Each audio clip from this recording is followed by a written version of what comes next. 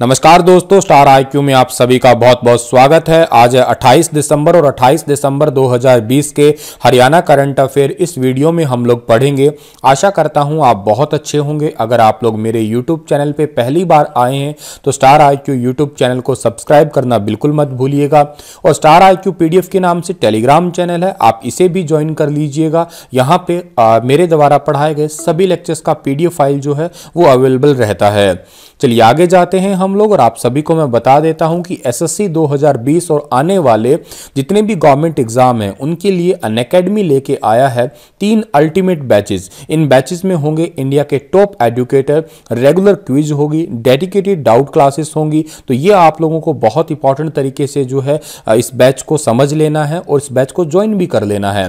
क्योंकि ये बैच जो है 29 दिसंबर से स्टार्ट हो रहा है, यानी कि कल से ही स्टार्ट हो रहा है। और दूसरी बात इंपॉर्टेंट ये है, और ये बैच के जो प्राइस है वो 31 दिसंबर के बाद में जो है उनके प्राइस बढ़ जाने वाले हैं। तो आप जल्दी से जो है डिस्क्रिप्शन बॉक्स में दिए गए लिंक पे क्लिक कीजिएगा और इन बैचेस को जो है अभी के लिए ज्वाइन कर लीजिएगा।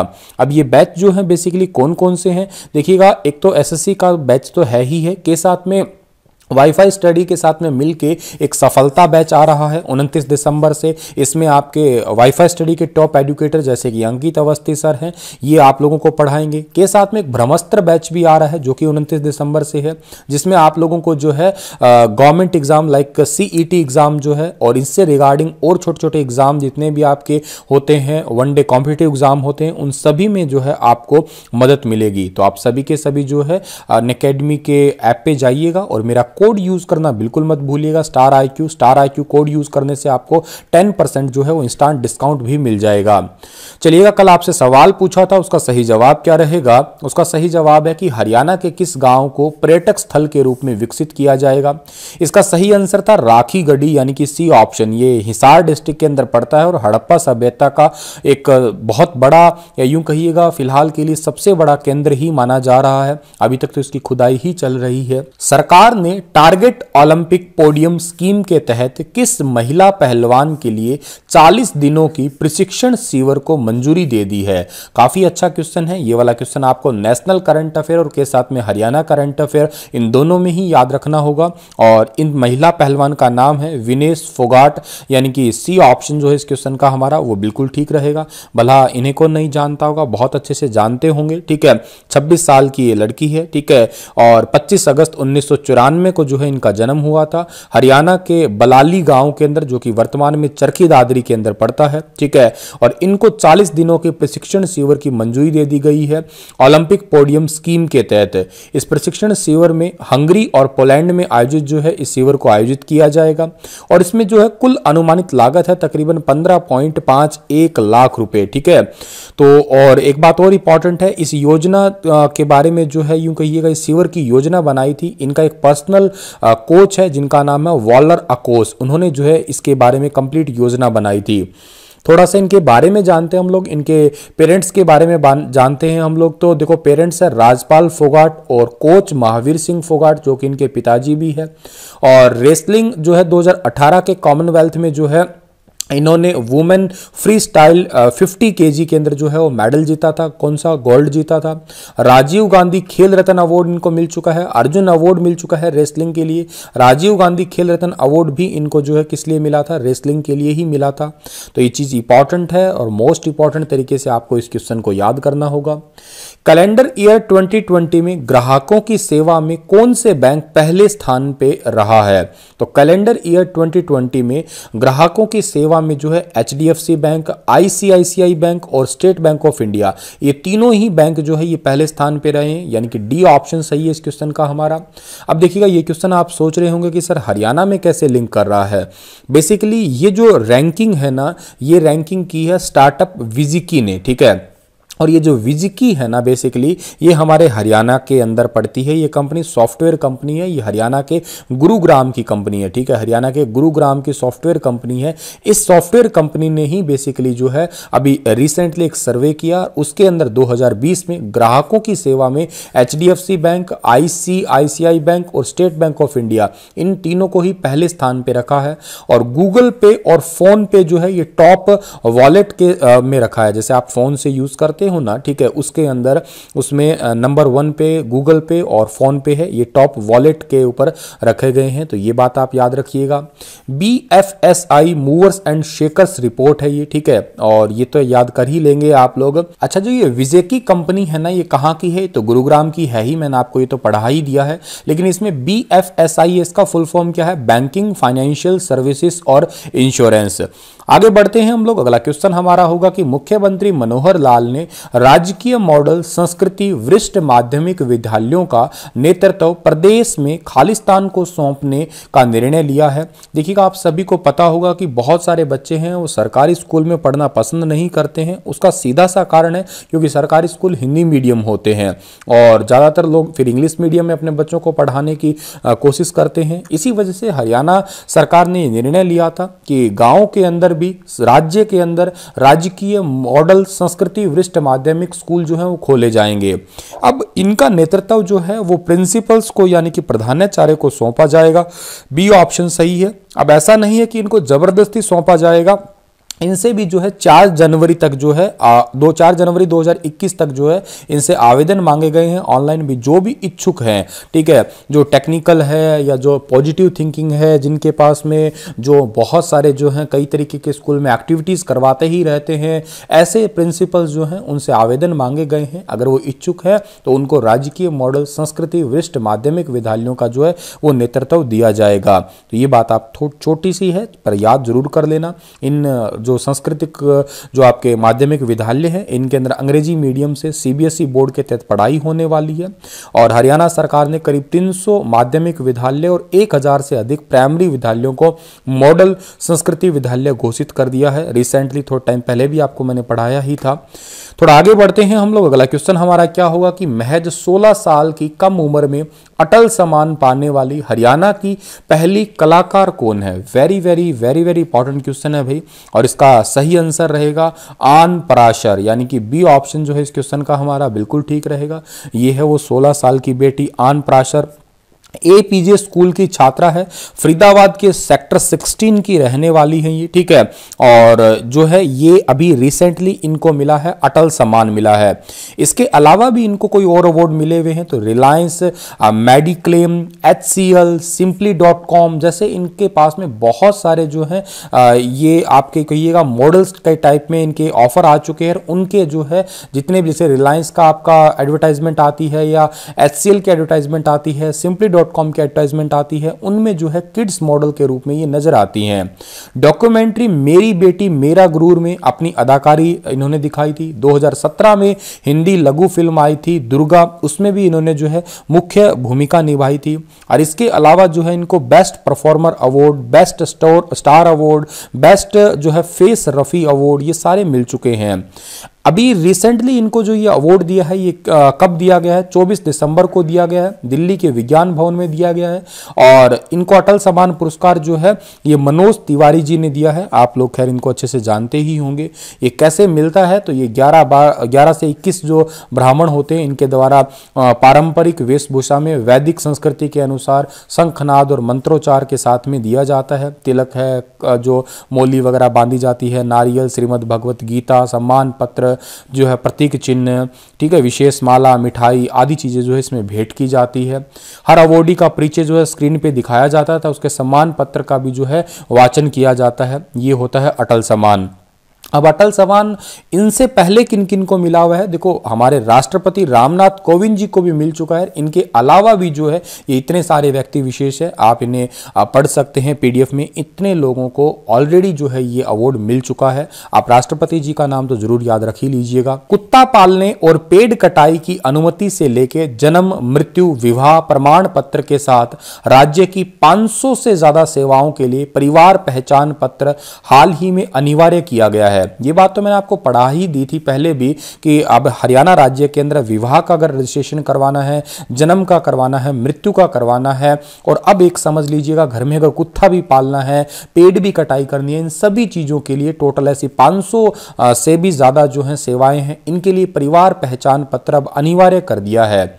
हरियाणा राज्य में कुल कितने परिवार है जिनका परिवार पहचान पत्र बनेगा? तो देखिएगा, हरियाणा राज्य के अंदर कुल 56,25,307 परिवार है, जो कि अब तक का ऑफिशियली डेटा है। सी ऑप्शन जो है इस क्वेश्चन का हमारा बिल्कुल ठीक है, जिनका परिवार पहचान पत्र बनेगा। अगर हमको अब घर में कुत्ता पालना है, पेड़ की कटाई करनी है, तो हमारे पास में जो है परिवार पहचान पत्र होना बहुत ज़्यादा जरूरी हो गया है, ठीक है। और अगर हमारे पास में अगर परिवार पहचान पत्र नहीं है तो यूं समझ लीजिएगा बहुत सारी जरूरी सेवा है, इससे वंचित रहना पड़ सकता है। कौन कौन सी चीज़ों के लिए जरूरी है?